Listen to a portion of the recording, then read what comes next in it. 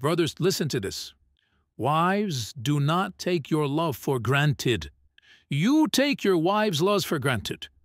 You don't need your wife to constantly reassure you that you love me, you love me. No, you take it for granted. The fact that she's still living with you shows you she loves you. Well, it doesn't work the other way around. It does not work the other way around. A woman is always double guessing. Does he still love me? Does he still think about me? Does he still care about me? Does he still put me number one? And therefore, a woman has to have constant reassurance. And not only this, but another issue that men need to be sensitive to and understand.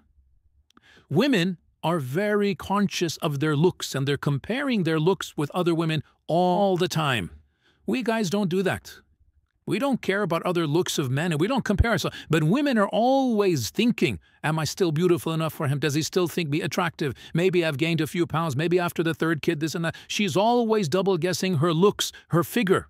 And so the husband always has to make her feel the most beautiful, the most cherished, the most loved, the most admired, though she always wants these reassurances. How does he do this? Many ways, and again, time is limited. I'll just point out a number of them. Number one, words, words, words. Never underestimate the power of speech. Simply saying, I love you. I know it's awkward for men after the courting phrase. I know it's awkward, right? But believe me, it never goes out of fashion. For women, it never goes out of fashion. They always love to hear this phrase. And in fact, there are da'if hadith of our Prophet. It's a bit da'if hadith, but it's still mentioned in our books that our Prophet and Aisha were joking once. And Aisha said to the Prophet, Kayfa hubbuka li? How much do you love me? How is your love for me? And our Prophet said, and he gave a beautiful, metaphorical, poetic expression. He said, my love for you is like the tight knot that cannot be unbound.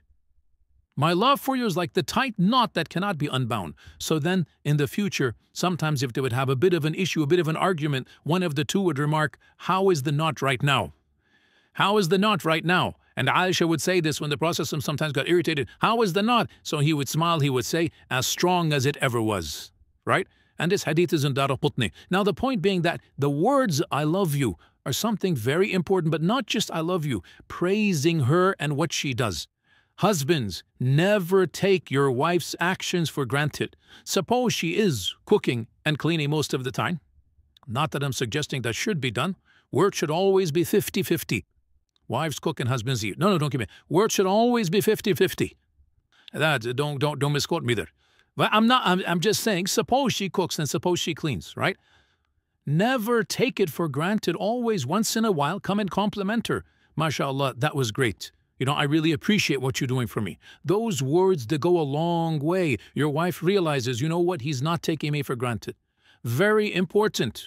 Praise her looks when she dresses up, when she does something extra special for you. Never take it for granted. Husbands, you all know the big danger of forgetting anniversaries, right? You all know how dangerous that is. Why do women want you to know their anniversaries? Because it makes them feel you still love them. Makes them feel he still remembers me, he still cherishes me.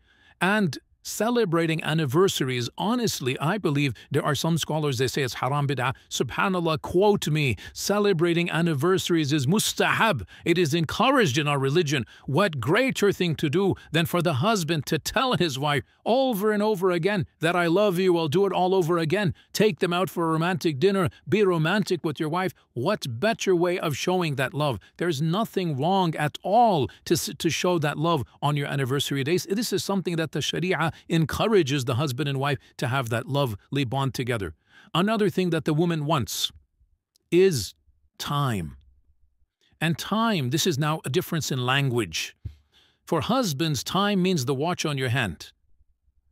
So when the wife says, you never spend time with me, immediately he goes into calculation mode. I sleep 8 hours in a day. I have breakfast 1 hour. I come home. That's 10 hours with you.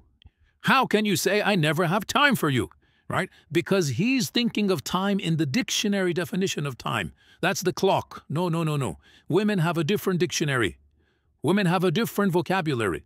For women, time means attention. Undivided quality attention. So, you're working 5 days of the week. you have that Saturday night free and you want to go and you want to watch a television match, you want to watch a cricket game, you want to go and play some basketball, you want to do this and that is quality time. And you have just shown your wife when you have quality time, you don't want to spend it with her. So what does that mean? You never go out with the guys? No, of course you have to go out with the guys. But understand, when she's asking for time, she wants quality time. And it's also when she comes to you to come for advice, she wants some issue to solve. One of the biggest problems that men have is they think as if the woman is coming to him to solve her problem. So immediately he'll say, oh, you did this wrong, you did that wrong, you should do this, you should do that. And that is not what the woman wants. What does the woman want? The woman wants a loving ear, a sympathetic ear. She wants somebody to listen to her problem, to be sympathetic to her, not necessarily to solve her problem. This is quality time. To express that whatever she went through was frustrating, was problematic, and inshallah, they will work it out. And of course, much more can be said, but again, time is of the essence. The bottom line, brothers and sisters, the bottom line, marriage is something that both sides have to give and take. Men have to give or else the women will take. No, again, both sides have to give and take. You have to give what the woman wants, and in return, she will give what you want. When the man gives love, when the man gives that, what we call romance, and romance is nothing. Men think romance is a very dangerous word. They never want to use it, right? All romance means is you show her you're thinking about her. You show her you're caring about her. Husbands, the phrase I love you, giving roses, remembering the anniversaries, taking them out, spending quality time. This is what romance is. When you give the wife the love, you make her feel like she's number one. Guess what? She'll make you feel like you're number one. And so the both of you make each other feel like number one, and that's exactly what marriage is all about. Marriage is a team effort. Both efforts put in both parties put in the effort, and then and only then will the marriage be successful. Wa jazakumullahu khairan.